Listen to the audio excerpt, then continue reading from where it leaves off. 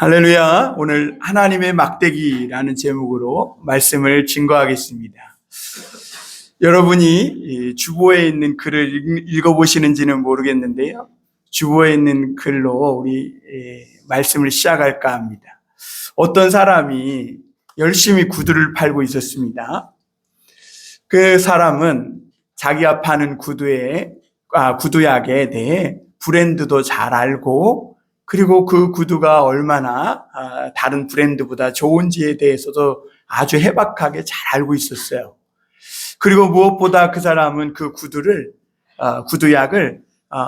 어떻게든 많이 팔아보려고 열심히 구두약을 팔고 있었어요. 그런데 그 지나가는 사람들이 그 구두약 장사의 말을 들으면서 호감이 가는 거예요. 그리고 흥미로운 거예요. 그래서 그 구두약을 막 보니까 이 구두약은 최고의 구두약이라고, 이 구두약을 한번 바르면 며칠씩 광이 구두를 쳐다보는 분이 계신데요. 광이 없어지지 않는다고 이러면서 막 이렇게 설명을 하는 거예요.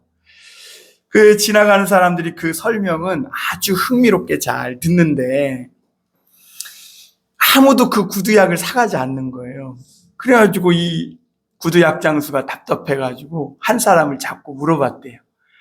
아니, 이렇게 이야기는 잘 듣고 하는데 왜 이 구두약을 사가지 않냐고 물어봤다는 거예요. 그랬더니 그 사람이 그러더래요. 한참 머뭇거리다가 당신의 신고 있는 그 구두를 보면 내가 가장 싼 구두약을 쓰고 있는 내 구두보다도 더 못해 보인다고 그러더래요. 그래서 구두약을 사고 싶은 마음이 안 든다는 거예요. 자기가 그 구두약을 팔고 있지만 정작 자기 구두는 아주 형편없는 그런 구두를 신고 있었던 거죠. 여러분, 예수를 믿는다는 건 옷을 갈아입는 겁니다.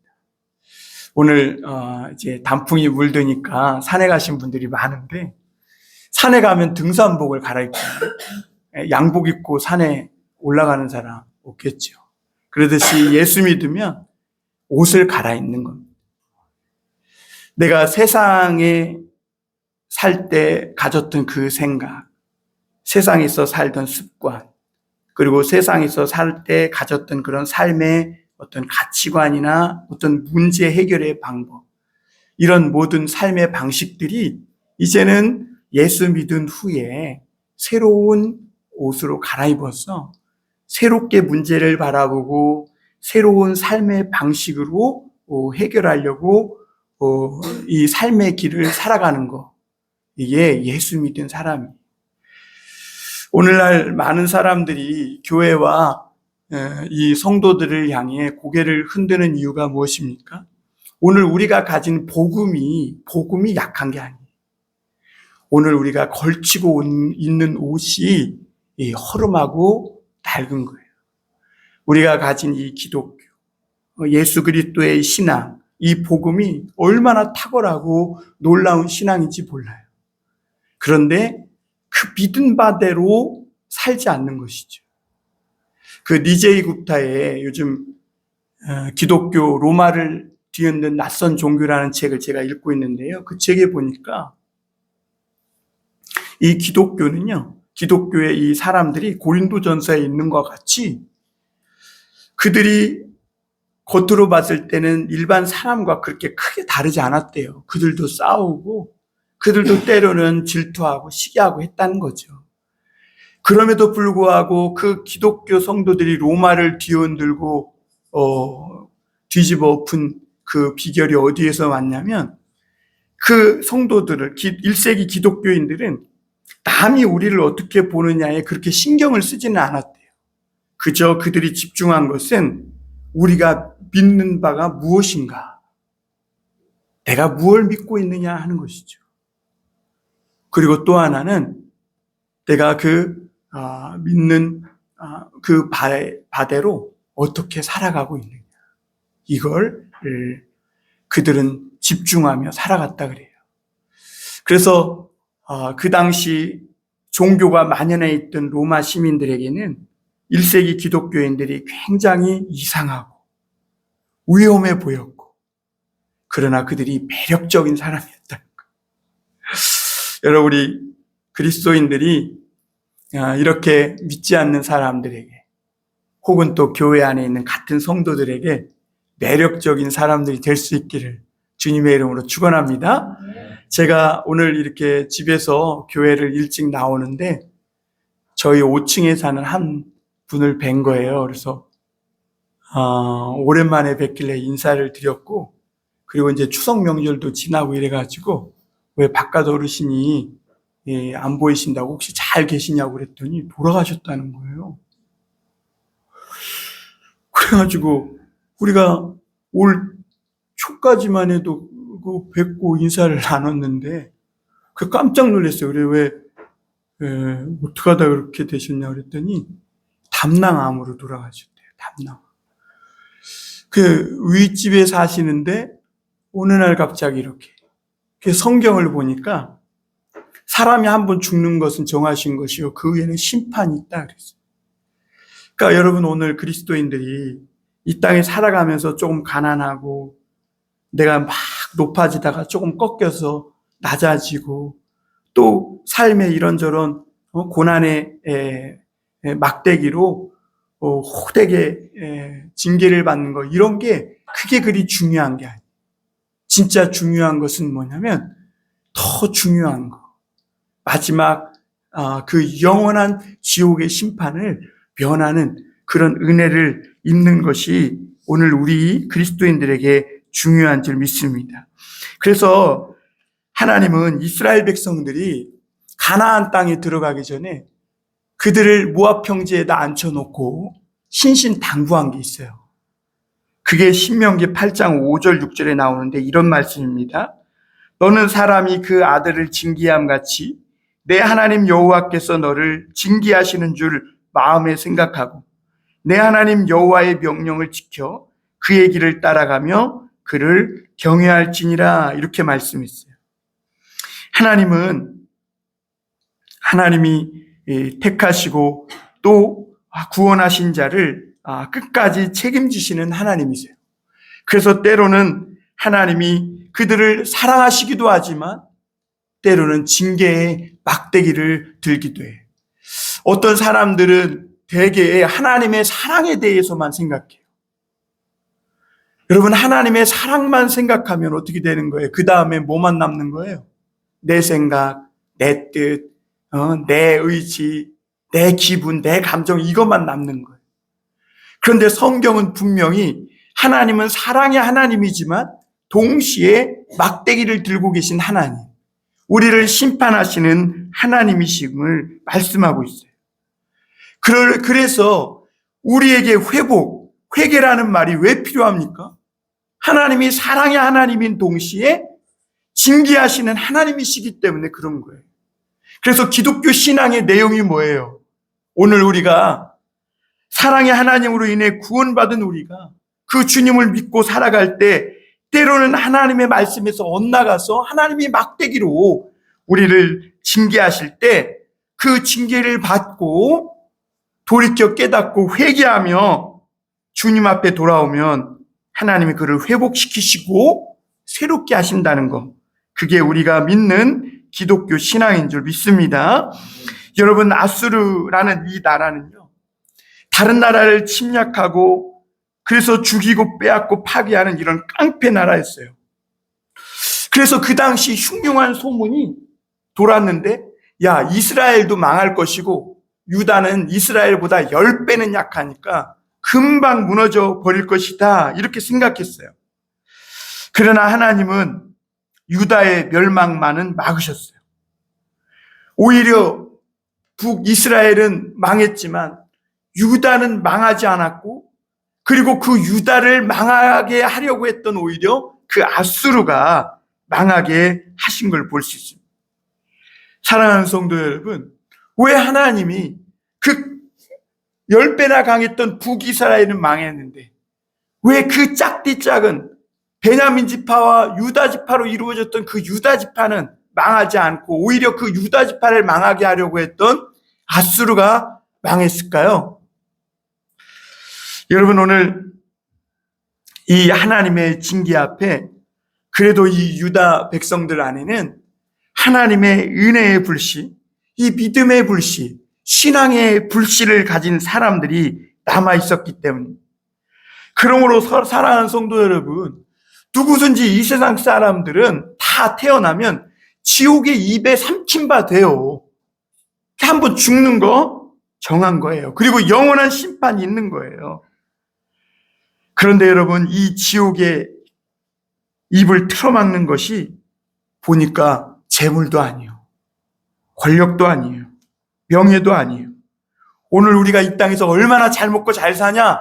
이것도 아니라 오늘 우리 안에 있는 그 고난과 역경과 힘들고 어려움 속에서도 포기치 않는 주님을 소망하는 그 끝까지 견디는 믿음에 있음을 믿으실 수 있기를 바랍니다. 오늘 하나님은 그래서 우리에게 미리 이 땅에 살았을 때 막대기로 좀 야단 맞는 것도 나쁘지 않다는 거예요. 미리 좀 맞으면, 그래서 정신을 번쩍 차리면 나중에 영원한 그런 심판을 피할 수 있다는 거죠. 하나님은 이 유다 백성을 아수르라는 이 몽둥이 막대기를 들어서 미리 징계하시는 이유가 뭐예요?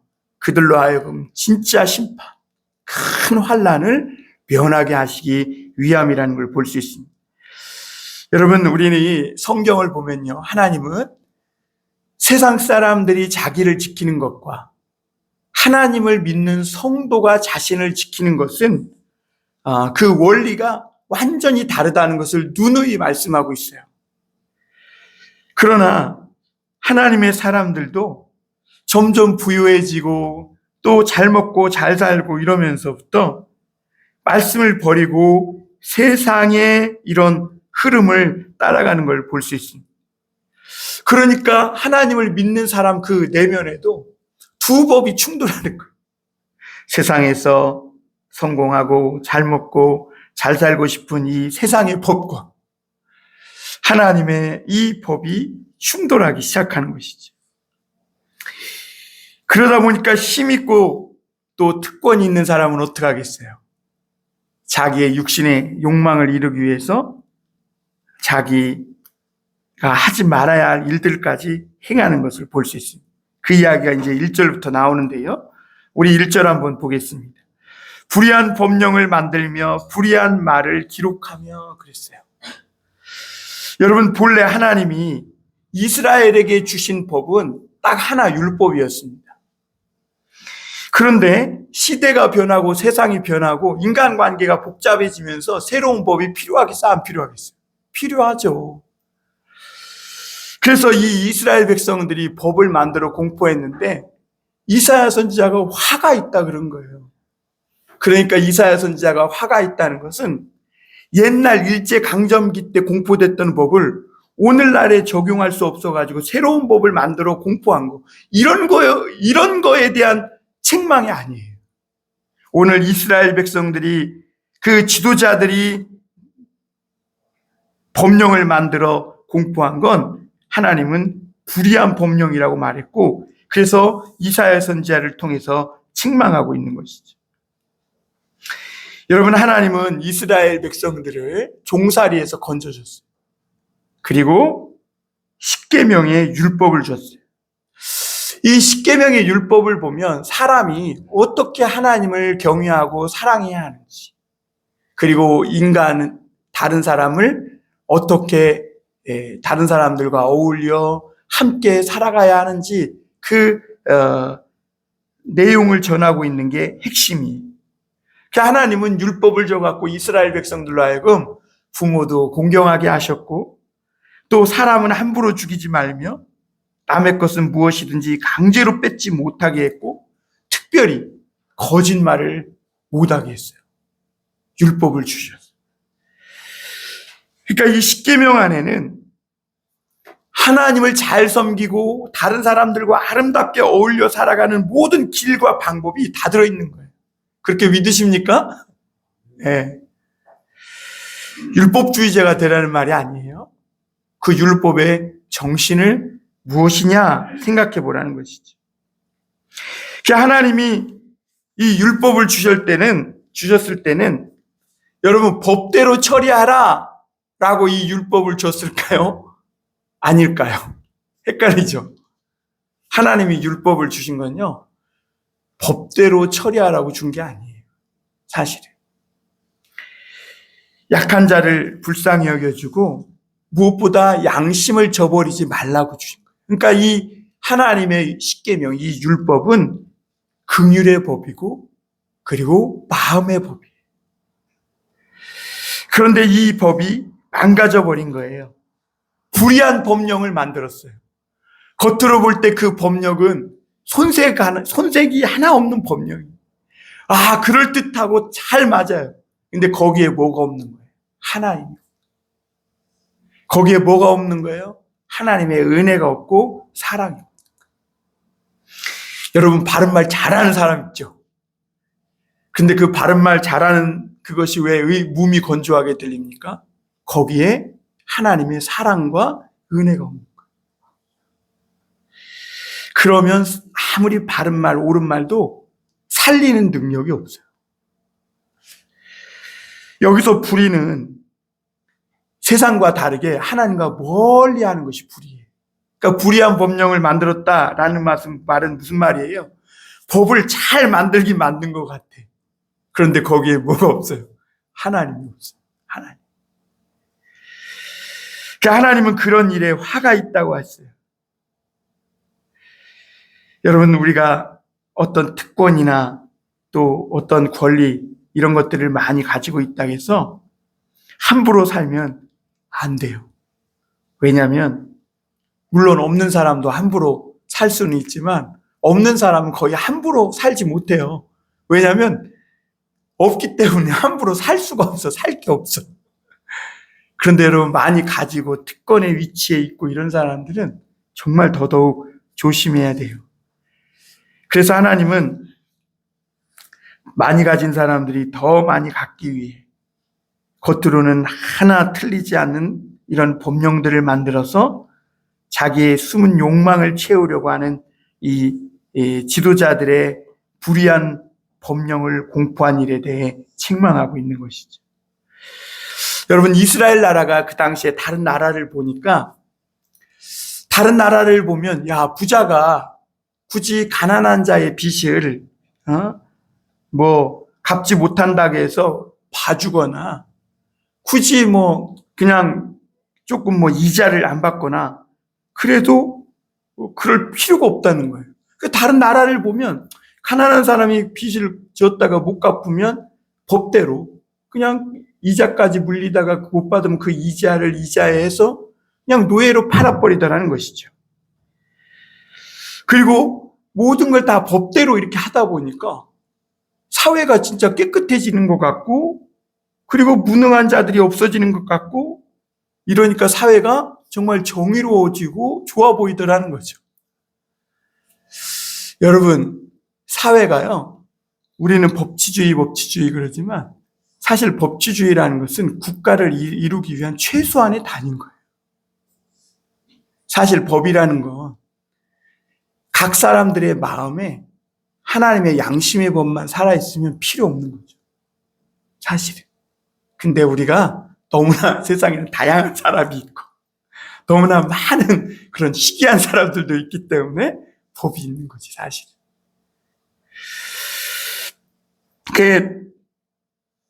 이스라엘이 보니까 그랬다는 거죠. 그러니까 이스라엘의 특권층과 지도자들도 야, 우리가 이렇게 살 것만은 아니야. 그러면서 그들도 하나님이 주신 율법 외에 새로운 법을 만들기 시작했습니다. 그래서 그들도 이제는 동족이든 형제든 빚 못 갚으면 그냥 종으로 다 팔아버려도 된다고 생각해요. 그리고 이제는 형제 동족이라도 빚을 못 갚으면 옛날에 고엘 제도라고 해서 대신 갚아주는 그런 사랑의 법이 있었는데 그런 것은 하나도 다 지키지 않고 폐기 처분하고, 그리고 추수 때 모퉁이를 남겨서 가난한 자와 이방인들이 와서 먹을 수 있도록 그렇게 하는 법이 있었는데 그런 거 다 폐기하고 그냥 싹 다 못 얻어서 쌀 한 털도 남기지 말아야 하는 추수를 해야 하는 이런 법들을 만들고 양산해 내기 시작한 거죠. 여러분, 오늘 2절 말씀 한번 볼까요? 하나님이 이런 사람들이 뭐라고 얘기하나? 가난한 자를 불공평하게 판결하여 가난한 내 백성의 권리를 박탈하며 과부에게 도색하고 고아의 것을 약탈하는 자는 화 있을진저 그랬어요. 겉으로 보면 과부와 고아를 가난한 자를 약탈한 게 아니에요. 왜냐하면 다 법대로 했으니까. 그렇죠? 그런데 하나님이 이사야를 통해 굶주린 배를 채우기 위해 이 지도자들이 만들어 공포한 이 법령이 그들의 숨은 욕망을 채우기 위한 불의한 법령이라고 책망하고 있는 거죠. 여러분, 가진 사람들의 입장에서 보면 돈과 양식을 가난하게 빌려줘서 이자를 받고 또 제때에 갚게 하는 거, 이게 옳은 겁니다. 틀린 게 아니에요. 그러나 부자는 원금과 이자를 가난한 사람에게 받지 못한다고 해서 당장 굶어 죽는 것은 아니라는 거예요. 단 부자에게는 어떤 불만이 생기냐? 그 돈이 회수되지 않아가지고 내가 지금 이만큼 부자인데 더 부자가 못 되는 거예요. 사람 앞에 더 과시하지 못하는 이런 불만이 생기는 거죠. 내가 좀 더 편리하고 더 좋은 명품을 걸치지 못하는 이런 불만이 생기는 거죠. 그런데 여러분, 부자에게는 그 돈이 부자가 되냐, 더 부자가 되느냐, 그런 문제지만 가난한 사람에게는 종이 되느냐 마느냐에 대한 생존의 문제가 될 수 있다는 거예요. 그럼 하나님이 모두가 다 똑같이 나눠 가지라고 하시는가? 하나님이 그런 적 절대 없습니다. 성경에 모두가 다 똑같이 나눠 가지라 그런 적이 없어요. 그냥 은혜 받아서 자기가 자기의 것을 하나님 앞에 내놓은 거지, 은혜 받지 않고 막 하나님이 너 안 내놓으면 다 주고 다 n분의 1로 나눠 똑같이, 이런 적이 성경에는 한 번도 없어요. 그러니까 공산주의는 틀린 거예요. 또 하나님은 부자의 돈을 뺏어가지고 강제로 가난한 자에게 줘라 이렇게 말씀하신 적도 한 번도 없어요. 왜냐하면 하나님은 단지 지금 이스라엘에게 요구하는 것이 뭐냐면, 너희들은 애굽에서 종살이 하다가 하나님이 복을 주어서 복받은 사람들이 아니냐라는 것이죠. 그것을 알고 살아가라는 거예요. 너희가 이 세상에 올 때 적신으로 오지 않았느냐, 너희가 이 세상에 올 때 백지 상태가 아니었느냐. 그런데 하나님이 너희에게 이렇게 40년 50년 살면서 복을 주었지 않느냐. 그러니 가난한 자들로 인해 조금 덜 부자되고 고아와 과부와 같은 이 약한 사람들을 돌봐주며 살아가면 안 되겠느냐라고 하나님이 얘기하는. 그런데 여러분, 야고보서에 보면요, 이거를 뭐라고 그러냐면 경건이라고 해요. 경건. 오늘날의 성도들은요, 신앙 그러면 개인적인 구원 받았냐 못 받았냐, 개인적인 영성, 내가 은사, 이런 거에 굉장히 과몰입합니다. 그런데 여러분, 초대교회 1세기 기독교인들의 신앙은요, 이 믿음 그러면, 경건 그러면 자기들이 어떤 은사를 받고 뭐 이런 거에 과몰입하지 않았어요. 자기들에게서 얼마나 예수 그리스도의 향기가 나는, 얼마나 예수 그리스도의 삶을 따라가고 있느냐, 여기에. 왜냐하면 그들이 믿는 주는 누구예요? 가이사가 아니라 그리스도예요. 그렇기 때문에 이 그리스도인들은, 로마 시민들이 그들을 형제랑 근친상간 한다든지 사람의 피를 마신다는 이런 루머를 퍼뜨려도 상관없었어요. 왜? 그들이 믿은 바는, 그들은 신전도 없고 뭐도 없고 하지만, 재물도 없고 짐승 피를 흘리지도 않고 하지만, 그들은 자신들을 위해서 돌아가신 예수 그리스도를 믿고 그분을 믿고 하나님을 섬길, 이것이 진정한 제사라고 보았고, 그리고 그것을 믿은 대로 사는 것이, 그것이 하나님 앞에 바른 그리스도인 신자 성도라고 믿었기 때문에. 그래서 여러분, 오늘 하나님은 이렇게 과부와 고아와 같은 약자들 돌아보며 예수 그리스도의 삶을 살아가는 거, 이걸 경건이라 그래요.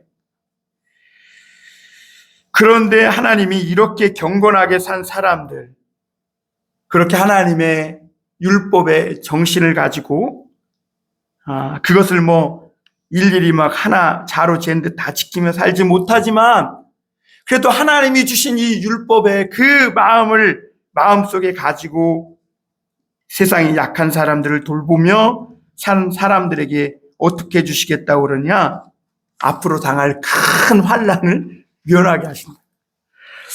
여러분, 우리가 아까 불렀던 179장인가요? 그러면 그 말씀에 보면 이런 찬송가 보면 이런 이야기가 있어요. 3절에 보면 주 예수의 강림이 이 세상이 즐기는 제물로는 내 근심과 고초를 못 면하리, 또 숨질 때 위로를 못 얻으며 그 천국에 갈 길도 못 찾으리 그랬어요. 여러분, 그런데 우리가 하나님을 의지하고 경건하게 살면 하나님이 이 세상에 이후에 오는 큰 환난으로부터 면하게 하신다. 여러분, 오늘 우리가 당장 굶주리지 않음에 감사하고 매일매일 은혜로 살아가는 거, 여기에 만족해야 될 줄 믿습니다. 그러면 하나님은 나중에 내가 잘못 조금 했어도 감추어 주시겠다. 그리고 먼 데서 지금 엄청난 큰 심판의 환난이 다가오고 있는데 하나님이 막아주시겠다. 그리고 누구도 빼앗지 못하는 행복과 평안을 하나님이 분명히 담보해 주시겠다. 할렐루야. 성도가 행복하게 사는 비결이 뭐냐? 작은 데 손해보고 큰 환난을 면하는 것. 이게 우리 성도의 행복인 줄 믿으시길 바랍니다. 그러니까 여러분, 이 세상에서 작은 환난, 작은 손해보는 거 너무 연연해 하지 말라는 거예요. 그것 때문에 너무 우리 힘들어하지 말자는 거예요. 그것 때문에 우리 너무 마음을 독하게 먹지 말자. 오히려 작은데 손해봄으로 나중에 다가오고 있는 더 큰 환난을 면케 해주시는 그런 하나님의 은혜를 덧입고 살아갈 수 있었으면 좋겠습니다. 그러나 하나님의 법, 말씀과 무관하게 산 사람들, 그래서 욕심에 부풀어가지고 어떻게든지 자기에게 있는 그런 힘, 그런 권리를 이용해서 남을 괴롭게 하며 살면 하나님이 반드시 그들을 벌하시고 심판하신다고 말씀하고 있는데요. 오늘 3절 4절 보면 이래요. 벌하시는 날과 멀리서 오는 환난 때에 너희가 어떻게 하려느냐? 누구에게로 도망하여 도움을 구하겠으며 너희의 영화를 어느 곳에 두려느냐? 포로된 자 아래에 굽부리며 죽임을 당한 자 아래에 엎드러질 따름이니라. 그럴지라도 여호와의 진노가 돌아서지 아니하며 그의 손이 여전히 펴져 있으리라. 여러분, 이런 사람들 손해보지 않고 모든 것 다 그렇게 자기 입속 챙기며 살았는데 이상하게 그 사람들이 포로처럼 고개를 숙이게 되더라는 거예요. 그리고 결국에는 죽은 자와 같이 그렇게 시체들 가운데 있게 되더라는 것입니다. 그러므로 여러분, 아무리 성도라도 우리가 하나님 앞에 말씀대로 살지 못하는 부분이 있잖아요. 그렇지 않습니까? 그러니까 우리가 약간 욕심을 좀 내려놓고 약한 사람들 돌봐주며 심판받은 약한 자들을 또 조금 이해해주며 이렇게 산다면 하나님이 내가 심판받을 일이 있을 때 신기한 방법으로 그걸 감해주시겠다. 여러분, 우리 마태복음 누가복음 16장 1절부터 9절에 보면 옳지 않은 청지기 비유가 나와요. 여러분 혹시 기억하실지 모르겠어요. 거기에 보면 이 청지기가 주인의 것을 막 낭비하는 거예요. 왜냐하면 주인 건데 지 건 줄 아니까 막 낭비하는. 근데 그 소식이 어떻게 한 거예요? 주인에게 들린 거예요. 그래서 내가 이제 이 청지기를 해고해야겠다, 이런 마음을 먹은 거예요. 가만히 그 소식이 또 이 청지기에게 들리니까 야, 큰일 났다. 이제 내가 주인이 나를 해고하면 내가 땅을 파자니 힘이 없고 빌어먹자니 부끄럽구나. 그게 어떻게 한 거예요? 야, 이렇게 해야 되겠다. 사람들을 자기 주인에게 빚진 사람들을 막 불러 모아요.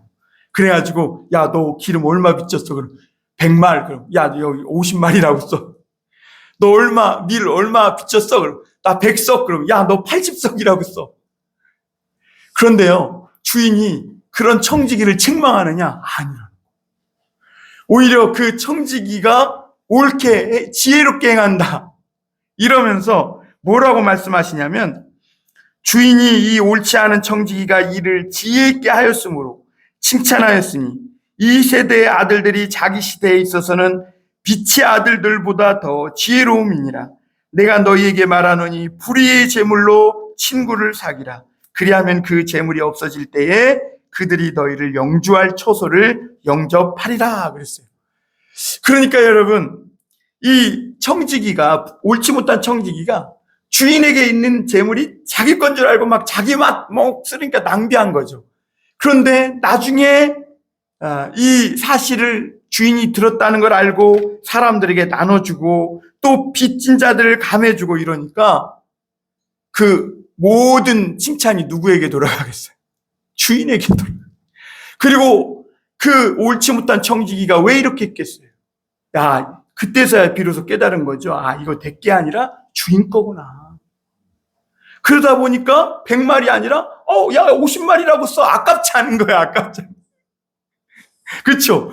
야, 너 밀 100석, 너 70석이라고 써. 아깝지 않은 거야. 왜? 내게 아니라 주인. 그래서 예수님이 이 세상의 자녀들이 너희들보다, 빛의 아들들보다 더 지혜롭게 행한다. 왜 그래요? 오늘 하나님의 백성 유다가 자기들에게 있는 부로도 만족하지 못해서 불의한 법령까지 만들어가지고 가난한 자의 옷에 붙은 티끌 하나까지 욕심을 낸다. 그래서 불의한 법령까지 만들어서 자기 배를 불리며 사는 거예요. 기분 좋죠. 법대로 하니까. 그리고 양심에도 꺼리지도 않고 법대로 하니까 명분이 있는 거죠.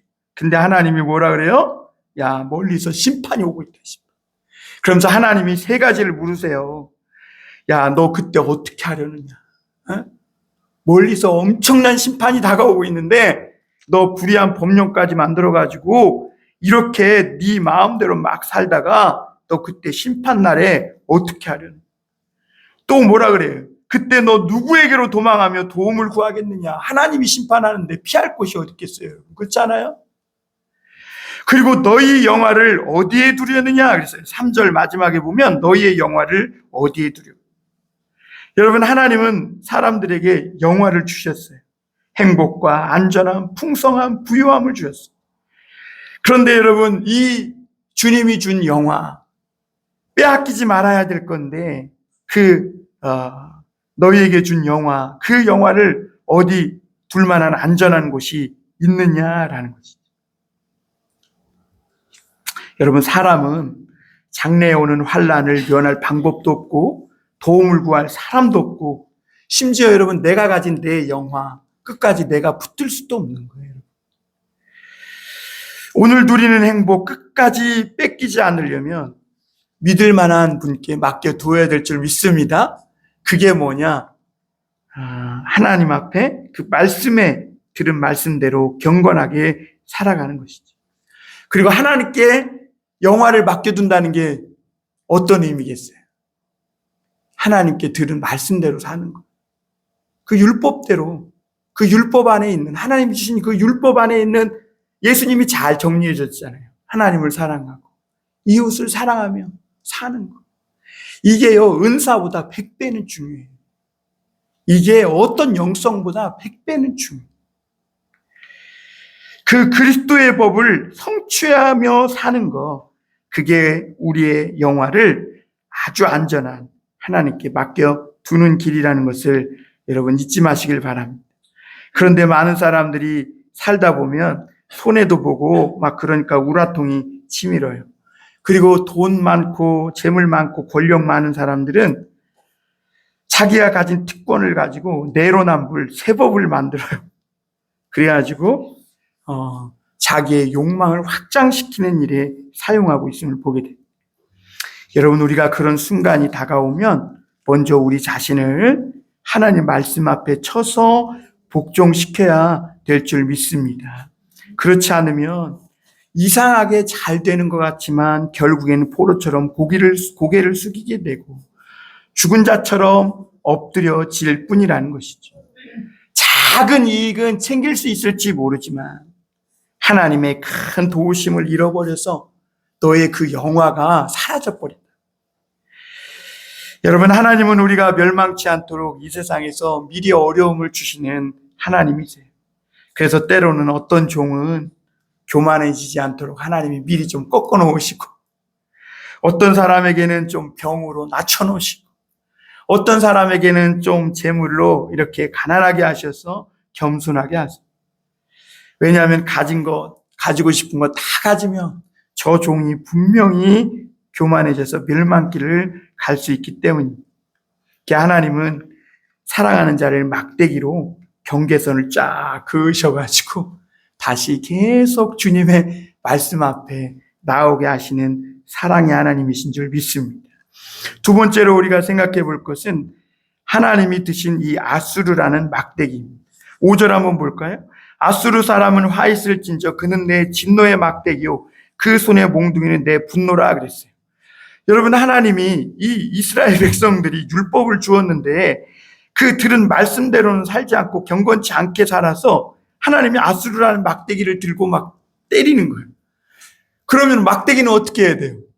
우리 같으면 막 금으로 싸가지고 이 귀한 막대기 해서 어디다 잘 보관해 놓을 것 같은데 하나님은 그렇지 않대. 그걸 꺾어버리신다는 거예요. 여러분, 이 아수르라는 나라는 전쟁을 전문으로 삼는 아주 악랄한 나라였습니다. 이 아수르가 어떻게 사람을 죽였냐면 아주 살가죽을 벗겨 죽일 만큼 아주 악랄했다 그래요. 그런데 하나님은 이 악랄한 나라를 지금 막대기로 사용하는 거예요. 그 오늘날 신앙생활의 어려움의 문제가 여기에 있죠. 선하신 하나님이 어떻게 악한 자를 사용해가지고 하나님의 사람들을 징계하시느냐. 이게 오늘 우리의 의문이에요. 그런데 여러분, 이건 일종의 비유적 표현이에요. 사실 하나님은요, 악을 억제하는 분이세요. 그래서 더 큰 악을 통해 작은 악을 통제하시고 더 이상 악을 행하지 못하도록 억제하시는 거예요. 여러분, 만약 하나님이 지금 악을 억제하시는 그 손을 놓는다면 이 세상에 누구도 편안하게 살 사람이 없는 것이죠. 그런데 여러분, 우리가 하나님이 주신 이 평안을 이용해가지고 하나님이 주신 이 축복을 이용해서 더 악하게 살면 하나님은 그보다 더 악한 자의 목줄을 놓아서 그 징계의 막대기로 사용하시는 거예요. 예수님은 그래서 시험에 들지 말게 하옵시고 다만 악에서 구하옵소서 기도하라고 했어요. 그러니까 언제 덮칠지 모르는 세력으로부터 지켜달라고 기도하라는 거예요. 왜냐하면 너희가 사는 세상이 결코 안전하지 않다는 거예요. 우리의 행복이 지속되려면 하나님의 백성답게 살아야 하는데 하나님의 성도들이 말씀을 버린 그 대가가 뭐냐? 하나님의 말씀을 버리고 조금 악하게 살았는데 그보다 더 악한 자를 만나 유린당한 거. 그게 하나님이 말씀을 버린 대가라고 오늘 말씀해주고 있는 거죠. 여러분, 그런데 하나님이 이 징계를 다한 후에는 아수르라는 이 몽둥이를 꺾어버리겠다고 합니다. 왜냐하면 이 몽둥이가 하나님께 쓰임 받았으면 제자리에 가서 겸손하게 있어야 되는데 자기가 잘나서 그런 줄 알고 교만해진 거예요. 그 6절, 7절에 보면 하나님은 악수를 보내가지고 불의한 하나님의 백성을 매우 쳐라 그랬어요. 그러면 이 아수르는 분명히 쳐야 되겠죠. 그런데 하나님이 뭐라 그래요? 경계선을 지었어요. 어느 정도껏 치도록. 그런데 이 아수르가 엇나가기 시작하는 거예요. 조금씩 치다 보니까 다른 나라 치는 게 재밌어지고 다른 나라 쳐서 무찌르는 게 그냥 빈 새둥지 털어서 알 빼먹는 거랑 똑같아요. 그러다 보니까 자기에게 힘이 있어서 그런 줄 알고 누구도 지적이지 않고 이러고 있으니까 하나님의 통제를 받지 않기 시작합니다. 그런데 여러분, 놀랍게도 악한 이빨을 드러낸 악한 세력의 아킬레스건이 뭐냐면 그 악이에요. 왜냐하면 악한 세력은 절대로 절제하는 법이 없거든요. 그게 악의 세력의 특징입니다. 그래서 결국은 그 절제되지 않는 그 악에 의해 스스로 무너지고 마는. 오늘 여기 나오는 갈로, 갈그미스, 하맛, 아람 이런 도시들은요, 다 이 아수르 왕들에게 망했던 나라들인데, 이런 나라들이 다 뭐냐? 우상 숭배하고 가난한 자들 짓밟고 막 자기 욕심대로 마음대로 살던 나라들이. 그러니까 하나님이 더 큰 악한 나라, 더 악랄한 나라를 보내서 그 악을 억제해 버리십니다. 그런데 여러분, 이 아수르조차도 자기가 자긍하고 자기가 잘나서 그런 줄 알고 예루살렘까지 쳐서 하나님도 다 이 소리내지 못하게, 지적이지 못하게 만들겠다, 이런 마음을 먹습니다. 하나님의 말씀이 이 아수르에게 작동하지 않고 있는 거죠. 11절에 보면 이렇게 말씀하고 있죠. 내가 사마리아와 그의 우상들에게 행한 것 같이 예루살렘과 그의 우상들에게 행하지 못하겠느냐, 이렇게 말합니다. 결국 남유다까지 멸망시키려고 왔지만 아직 이 남유다에는 하나님을 의지하는 사람이 있어요. 그 사람이 누구였어요? 히스기야. 사나립이 와가지고 이 남유다를 업신여기는 말을 했는데, 이 히스기야가 그 사내립이 보낸 편지를 놓고 하나님 앞에 탁 놓고 회개하고 기도하니까 하나님께서 18만 5천 명이나 되는 아수르의 군사들을 하룻밤에 죽게 만들고 퇴각하게 만드는 것을 볼 수 있습니다. 마지막으로 우리가 잠깐 한 가지 더 생각해 볼 것은 하나님이 놀라운 계획을 갖고 계시다는 거예요. 여러분, 우리는 의문이 듭니다. 왜 하나님이 이 아수르 같은 이 악한 나라가 못된 짓을 계속하도록 내버려 두는가? 아수르라는 왕이 힘이 있고 지혜가 있어서 원하는 대로 악랄하고 용감한 자들을 자기가 막 나름대로 낮추었다고 이렇게 자긍하고 있지만, 사실은 이 아수르 왕이 하고 있는 이 욕망이 모든 사람의 욕망이죠. 여러분, 우리가 돈만 많고 권력만 많다면 나도 어때요? 나보다 약한 사람들 내 앞에 다 굴복시켜가지고 내 손가락 하나로 좌지우지하게 만들고 싶고, 이게 인간의 욕망이잖아요. 무한정 자기 힘을 막 떨치고 싶은 거. 이게 에덴 동산 이후 타락한 인간의 악한 본성이죠. 이걸 원죄라 그래요, 원죄. 하나님이 없다고 믿는 사람, 그 사람들에게는 세상이 주인 없는 빈 땅이요, 힘만 있으면 원하는 모든 것은 얼마든지 내 마음대로 다 가질 수 있다고 생각합니다. 그러니까 그렇게 살아가는 거예요. 그런데 왜 하나님은 이 악한 못된 아수르를 그냥 당장 벌하지 않고 왜 조용히 보기만 하고 있는가? 여러분, 하나님은요, 이 악을 사용해서, 더 큰 악을 사용해서, 또 악과 악을 사용해서 이 악을 완전히 청소하시고, 그리고 끝까지 견디는 이 믿음의 사람들은 구원하시기 위함. 여러분, 시편 37편에 보면 너희가 악한 자들로 인해 불평하지 말라 하면서 하나님께서 그 악한 자들이 이슬같이, 풀이 뱀같이 어느 날 갑자기 그들이 없어지리라, 이렇게 말씀했어요. 여러분, 아수르에게 망한 나라들이 다 한결같이 권력을 남용하고 있고, 돈만 있으면 이자를 줘가지고 막 종으로 잡아들이고 그랬던 나라들이에요. 망했던 나라들. 그런데 더 큰 욕망, 더 큰 아수르, 더 악랄한 아수르가 나타나서 잡아먹은 것이죠. 여러분, 모든 인간에는 마음엔 이런 야망이 있고, 야망대로 살다 보면 아수르같이 되고 그렇게 악랄한 영혼이 될 수밖에 없어요. 그런데 여러분, 그 아수르라고 안 망합니까? 나중에는 더 큰 바벨론이 일어나서 아수르를 무너뜨리는 것을 보게 됩니다. 하나님은 아수르의 야망을 사용해서 지금 하나님의 백성의 잘못된 그런 욕심과 야망, 그리고 덕지덕지 붙어있는 악을 책망하시고 회개시켜 돌아오라 하는 것이죠. 여러분, 우리가 성도가 많은 축복과 평안을 누리고 살면 우리는 더 겸비해야 합니다. 그런데 우리는 오늘 어떻습니까? 더 움켜쥐려고 하고 세상 사람보다 더 가지려고 하고 세상 사람보다 더 높아지려고 합니다. 그러면 하나님이 이 악한 아수르를 막대기로 보내서 고난을 겪게 하십니다. 그러므로 악한 자들이 믿는 자들을 욕하고 저주하는 거, 그게 오히려 우리에게는 하나님이 우리를 책망하시는 그 소리를 대신해 주는 거다, 이렇게 생각해야 하는 그런 믿음이 있어야 될 줄 믿습니다. 여러분, 다윗을 저주한 시므이 아시죠? 다윗이 뭐라 그래요? 야, 하나님이 나를 욕하게 하시는 거야, 그냥 내버려둬, 이렇게 고백하고 있지 않습니까? 성도들 중에 지금 욕을 먹고 있는 성도들이 있다면 이렇게 생각하세요. 아, 나는 사실 네가 하는 그 욕보다 더 나쁜 사람이에요. 사실 여러분 그렇지 않아요? 제가 미국에서 목회할 때 우리 그 담임 목사님이, 교육 목사님 저한테 그런 얘기를 했었어요. 아내랑 어쩌다 다투고 막 그러면 너는 그보다 더 나쁜 놈이라는 걸 기억하라고.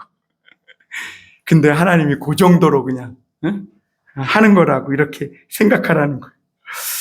하나님이 감해 주실 거라 여기고 저주하는 자를 축복하고 고마워해야 하는 것이 성도입니다.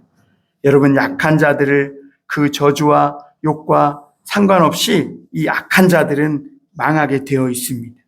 하나님은 나를 향한 주의 일을 다 끝내면 오늘 그 악한 아수르를 심판하시겠다고 하십니다.